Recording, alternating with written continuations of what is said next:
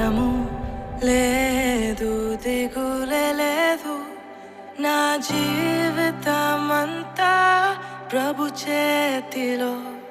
నిరాశ నన్నెన్నడు ముట్టలేదు.